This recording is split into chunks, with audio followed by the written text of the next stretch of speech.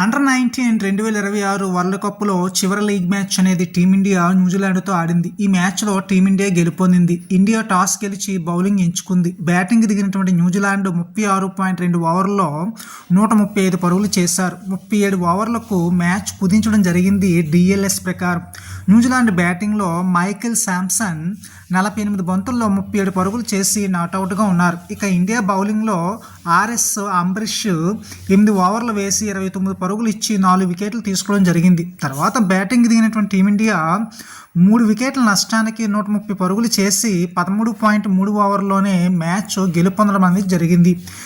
అయితే టీమిండియా బ్యాటింగ్లో ఆయుష్ మాత్రే 27 బంతుల్లో 53 పరుగులు చేశారు.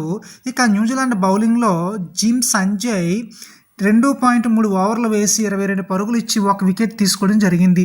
ఇక ప్లేయర్ ఆఫ్ ది మ్యాచ్ అనేది ఆర్ఎస్ అంబరీష్కి ఇవ్వడం జరిగింది. ఇతడు ఇండియన్ ప్లేయర్.